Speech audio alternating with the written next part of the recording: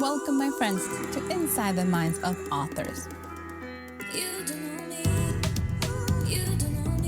I'm DC Gomez, and I'm thrilled you're joining me today for a fun conversation with a passionate author.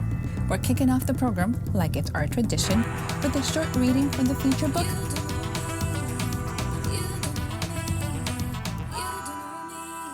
I hope you guys enjoy it. Let's get started.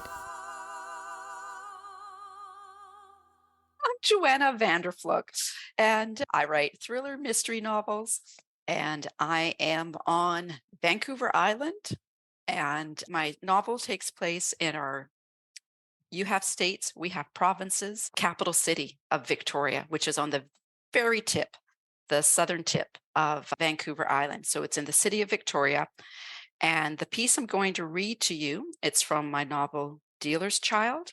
In this particular area of the city, we have these bridges that will rise up if a barge has to go underneath it.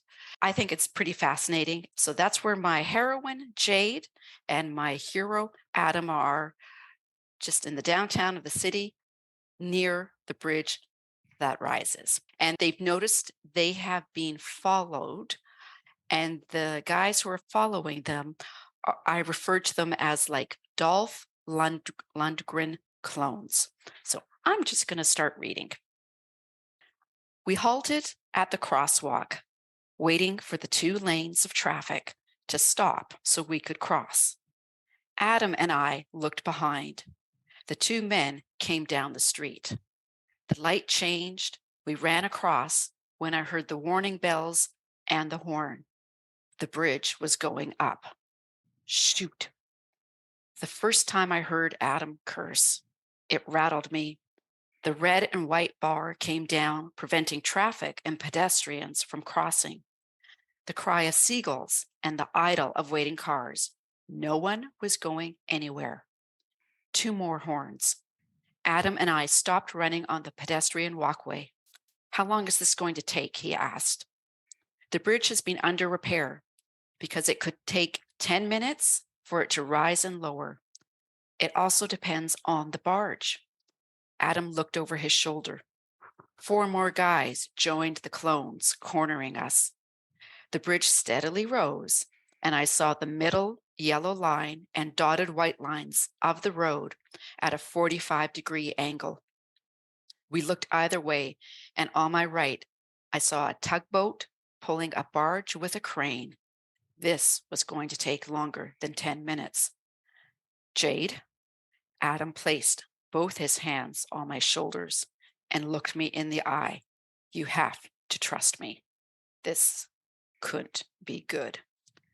They're coming. I know. You know how to swim? What? We've got to jump. Quickly. We swing over the railing and land on the bridge's old cement structure below. It's maybe a 6-foot drop. We run along the cement, hang a right to the connecting strip, and jump into the water. Are you kidding me? I'm not Batman, and I definitely did not have medals around my neck for swimming. Adam nodded to our left. They're surrounding us, whoever the hell they are. The clones were getting closer. I would never risk your life, Jade. We can do this. It's our only escape, but we have to do it now before that tug and barge get any closer. We jumped toward the middle, not close to the bridge, near the rocks. I looked at Adam. Now, Jade, over the railing. Jesus Christ. I placed my foot on one of the metal beams. Adam did the same. He climbed over the railing like a monkey. Hey, stop. What are you doing? Pedestrians called out. Lady, are you nuts? I think so. Adam dropped and landed on all 4s, reminding me of a panther. He looked at me. I dropped with the grace of a sloth. He grabbed my hand, and we ran side by side on the cement strip. We turned at a right angle and single file walked along the narrow stretch. My legs trembled. Don't look at the water. Focus on your feet. Adam, there's a flock of seagulls on the next strip. They'll fly away. The next strip of cement came up to my waist. I can't jump. He kneeled, put his hands together, and made a step. Step up. The barge blasted its horn. I nearly crapped my pants. I put my foot in his hands, and he propelled me up onto the cement. The seagulls squawked and flapped, rising in the air, stirring up the smell of bird poop. Adam propelled himself up and over like a high jumper. I heard sirens. Someone had called the cops. "We'll do this together," he shouted. "The water's going to be cold, really cold. Do not open your mouth." He gripped my hand. "Ready?" I nodded. I could do this. We ran and leapt. Arms flailing, wind pulling my hair from my face, I torpedoed, feet first, into the gorge waterway. Cold, murky, quiet. Keep mouth shut. I kicked and pulled at the water, my arms heavy from my wet clothes. Pull. My lungs burned. I'm not drowning in sewage and gasoline in this waterway. I broke the surface, gasping, arms beating the water, trying to stay afloat. Hair in my eyes, I couldn't see. I swiped at my wet hair and slipped back under. Kelp floated above. Hold a breath. Pull. I kicked and pulled. I broke the surface again and gasped. Air. I needed air. I swiped my bangs again and leaned forward, trying to tread water. The water crept past my chest to my collarbone. I stretched my neck back. Under I went. Air bubbles, seaweed. Pull. I kept sinking closer to the pylons, my limbs heavy and tired, lungs burning, the surface further from my reach. I was drowning. An arm wrapped under my armpits, legs kicked under me, and I shot to the surface. I gasped, trying to kick. Sirens, shouts. "I've got you," Adam shouted. His body swam under me, legs kicking. I heard a motor. I couldn't see what was going on.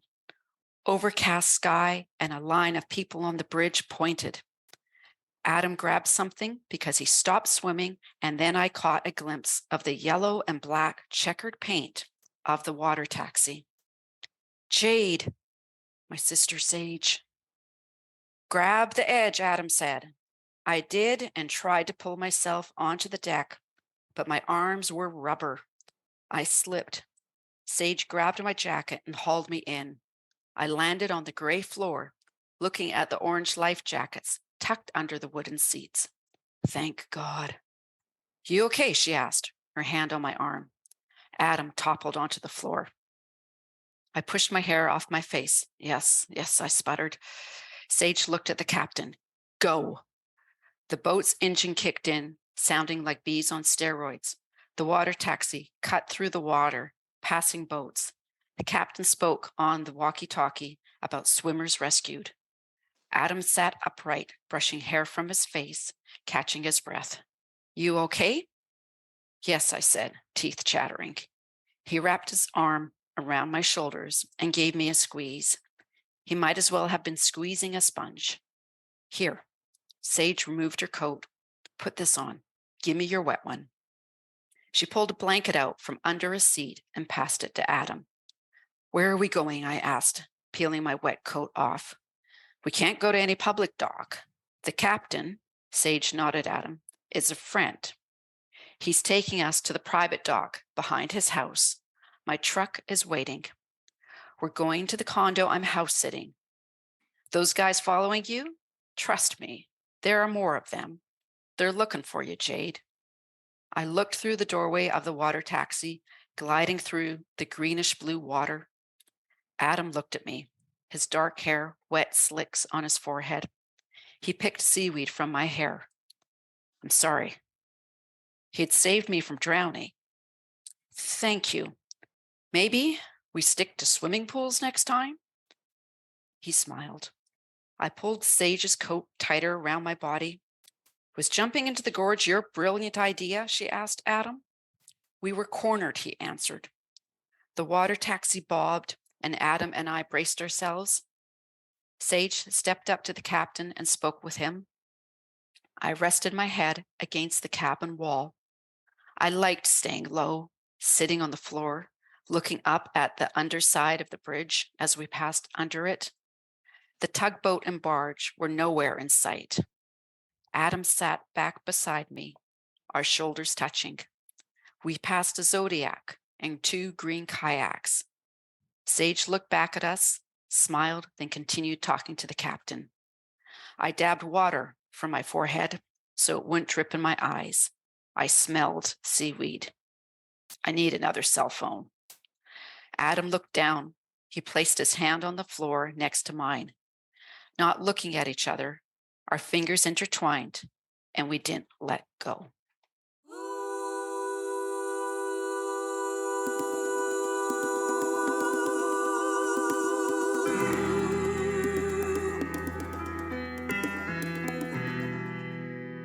Hi, everyone, and welcome to another episode of Inside the Minds of Authors. I hope you guys enjoyed that reading as much as I did. We're going to have a blast with this guest, but just a quick reminder, my friends, if you honestly want to see the behind the scenes of these episodes and want to be able to watch our interviews, you need to go ahead and join the Patreon community, be a podcast junkie. The link is in the comments. You don't want to miss it. So we're going to get started because, this is so exciting. Hi, Miss Joanna. How are you?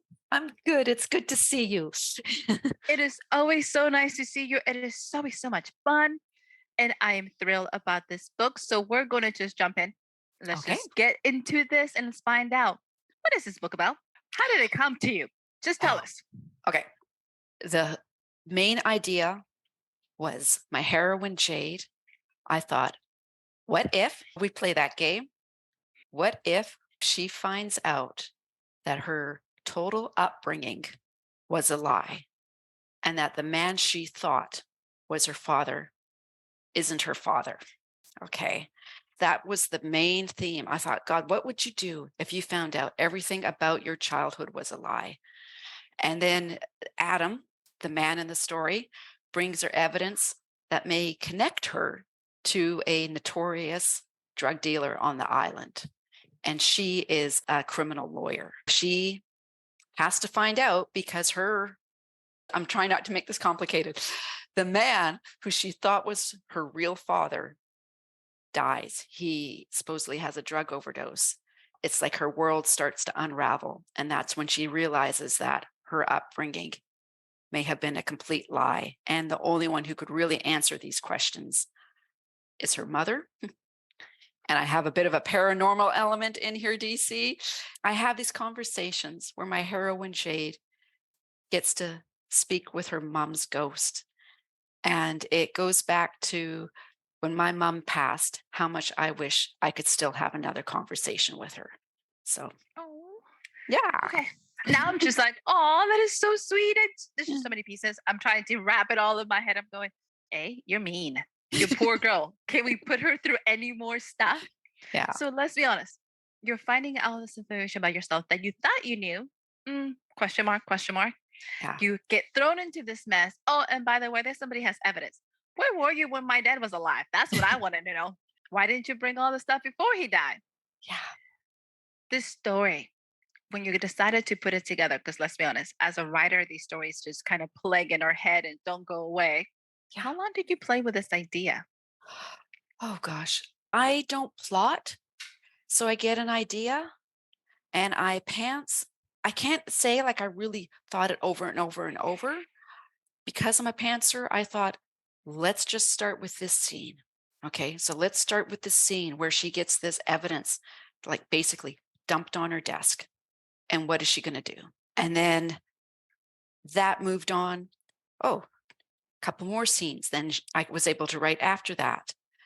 And then I saw this picture of an actor and I thought, oh, he could be my drug dealer, And then I started writing a little bit up from like the drug dealer's point of view. I know some people are plotters and will plot an entire book out. I don't do that. And I kind of go and play off of each scene, and the story revolves from that, from my own actual discovery of it too. I am so blown away because I'm such a plotter. So Okay. to say, I'm just gonna sit and write. I'm like, oh, that is so scary. Mhm. But it's so exciting just to listen to you describe how your journey kind of put together and how you put all Yeah. these pieces together as these characters were talking to you because you were Yeah. really creating them. What was something that you were like, oh my God, I didn't see that coming? It was a side character or a minor character. And there's a scene where Jade and her sister Sage, before they meet, this scene happens with Adam. Adam lectures at a university. So he's the one who drops this evidence on Jade's desk. And so then she goes with Sage to his office and is saying, where did you get this stuff? Right? Like, how dare you? Where did you get this stuff? And the assistant, Jillian with a G, you're typing. And this conversation happened with Jillian and Sage. And I just thought, keep going, keep going, keep going. She's such a pleasant, happy go lucky, almost has this innocence to her. And I never planned her. Like, I never thought that she would come on the pages. I just thought, just go, DC. It's just like, go with it, just go with it. Right. It's these random characters that you automatically like, oh, there's a person walking by. You went, okay, whatever. And then they take over. Yeah. And you're going, who are you? And why are you on my page? Shouldn't you be Yeah. somewhere else? Yeah. And I had to be careful because I know with some of my reviews, some people have said how they really liked the Sage and Jillian dynamic. And I know when I was writing it, I thought we kind of got to keep the lid on you two right now because this is Jade's story here, right? Yeah. So going on that, is Yeah. this a standalone book or are you looking into a series? How does that go? It is standalone, but it is part of a series. Because, for instance, for me, it's trying to remember, and thank you to my editor, trying to remember what people know if they were to pick like what you would like call book two up. Okay. So each book has its own individual mystery that's not connected to any other book. But it's telling myself, okay, if someone who hasn't read The Unraveling were to pick up Dealer's Child, would they know that Jade is a criminal lawyer? Would they know that Sage is her sister? So it's making sure I weave in those facts carefully, thinking that this may be the first book they pick up, right? Like maybe this is the one that interests the reader, not The Unraveling. Each individual book has its own crime that's unrelated to the other books. It is part of a series, but the books can be read without being in order. It's kind of the catch. Correct. Thank Okay, you. good. Yeah, so it doesn't have to be chronological. You can pick up anyone. You're not going to be completely lost. I ended up recently picking up book 6 or 7 in a Brandon Sanders universe, and I was like, something's off here. But I still follow the story without feeling completely lost. I just kind of now want to I want to know more about these characters that I missed the beginning of their story. So it's Yeah. about the same. Yeah. Completely understand. Yes. Okay. Okay. Yes. And by the way, that was all by accident. I was not interested in picking up the middle of a series. It just happened. So who is your target audience? Do you have a specific demographic in mind? Women. Now, please, if I'm wrong, call me out on it. But from some research I've done, that the majority of readers of like the thriller genre are women. I could say anywhere from the age of 30 to 70. Because my heroine, she's like smack dab in the middle. She's about 35-ish. Okay. Yeah, that's my demographic. And I'm thinking of my readers now, any occupation. All right. And so what's always pleasant for me is, for example, last night, my neighbor, she has my book and her husband started reading it. And so then when I popped over there, we had a glass of wine and some cheese. It was nice. It was Friday. And he came up the steps and he goes, I really enjoyed your book. So it's neat when I hear male readers also saying they enjoy it. Yeah. So one thing I'm asking is usually everybody wants to know who should pick up this book. We're looking definitely for adults for anybody who's listening. It is definitely that demographic. And by the way, it can be women and men. Yeah. Mystery thrillers are for everyone. I'm not exactly sure who has the majority stake in that genre. I haven't done a lot of research, but there is a huge demographic, there's a huge population that is going to love it. So tell us a little bit about you. How long have you been writing? What does your journey look like? Wow. I was writing in 1999. The Unraveling, I had been working on that manuscript for a few years. And I belonged to the Crime Writers of Canada then. I do now. I'm back again with them. And I'd written some short stories that had been published in a couple of anthologies. And I got to a point where I had a young family and I just wanted to pursue some other interests, like being a personal trainer. I was always the geeky kid in school. So when a chance came to be a fitness instructor and a personal trainer, I jumped on it, right? I am not a natural athlete, okay? But I just, I took a break and I was a personal trainer, fitness instructor for like 10, 12 years. And I just knew I could not do everything. I could not raise a family. I could not work full time. I could not be a personal trainer, fitness instructor, and write. I could not do all of it. So I did. I took a break from the writing. And that break from the writing it it went on for about, gosh, when did I get back to this? 2019? For about 19, 20 years, I had a break from writing. Again, it was when my mom had passed because she had always been my biggest supporter, even back then, biggest cheerleader supporter. When she passed, something about 4 months after she passed, I can't explain it. I can't put any real logic to it, but I just had this feeling of, what about that book you wrote? What about that manuscript? Why don't you take it out? And I'm a pretty hard judge on myself with regards to anything. And I said to myself, if you can find something salvageable in that manuscript, you're going to rewrite it and you're going to self-publish it and be an indie author. And I did. The coolest thing was I had totally forgotten who the murderer was in the Unraveling. And I forgot how the victim got killed. I forgot because it was 20 years, right? And I knew Jade was my heroine. Okay.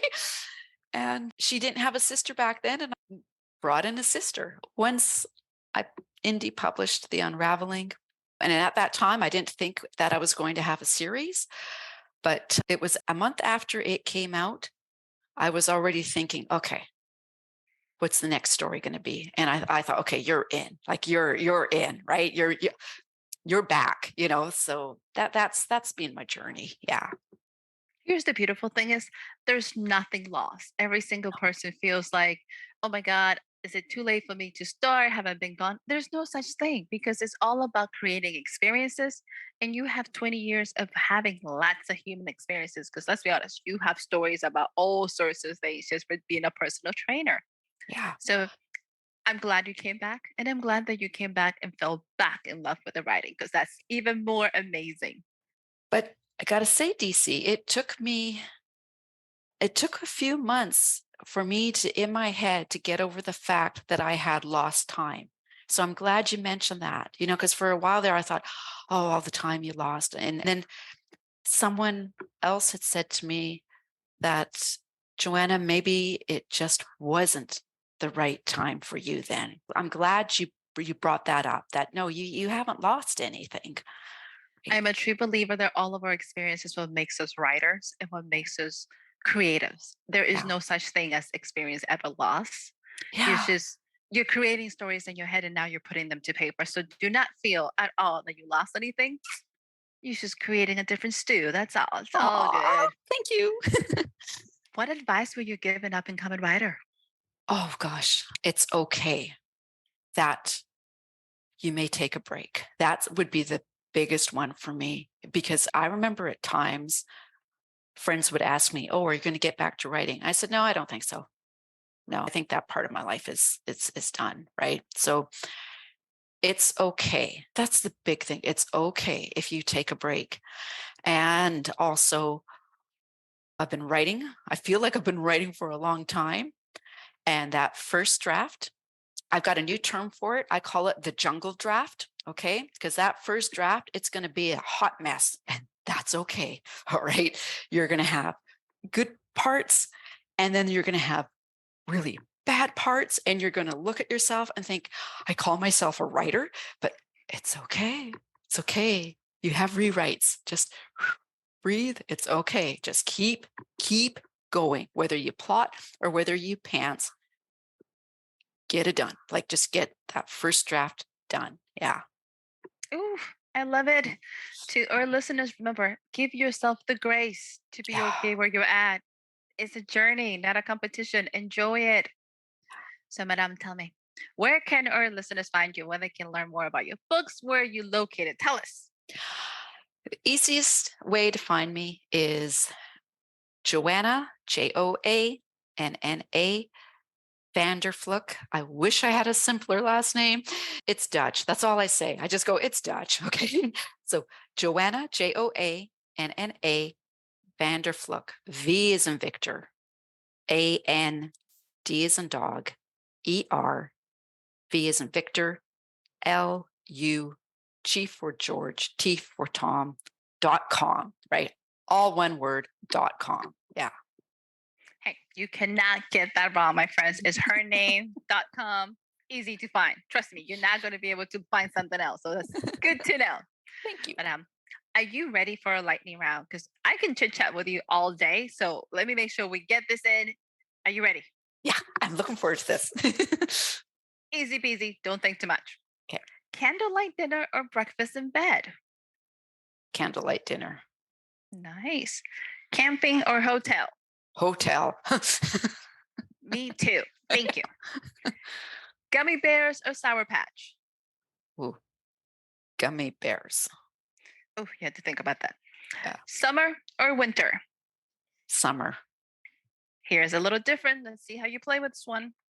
What movie best describes your personality? Oh my God, that's a good one. Movie? Oh my God. It won't be an action flick. It won't be that. Okay. The one that I can think of is Knives Out with Daniel Craig. Okay. Okay. Just the whole murder mystery thing. Not that I want to murder anyone, but the whole murder mystery thing. Okay.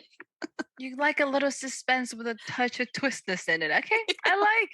Or maybe I'm Madame, just twisted. You know? you write for a living. Trust me. Comes to the territory. Madame, it is such a pleasure to have you. Do you have any closing remarks for us? I would just say it's taken me a while to just be at peace with what you're doing, where you are at life, and appreciate everything. I was interviewing an author, and, she had said to me, I've got it good. I may not be like a huge success, but I've got it good. I'm doing what I love. And I live in a country which isn't at war, so just enjoy life. Enjoy life. Yeah. Ooh, I love it. To our listeners, thank you so much for joining us. Please pick up the Fabulous Miss Joanna. Check out the website, join the newsletter, make sure you stay in touch. And Madame, thank you so much. Congratulations on the book. Congratulations on the ones coming. Stay in touch. I want to know Yes. more about it. To our listeners, go ahead, give us a like, share it. You know what better when we're always growing together. And if you want to continue to support podcasts like this, go ahead, join the Patreon community, become a patron junkie. You're not going to regret it. And I'll be back next week with another amazing author. Bye, everyone.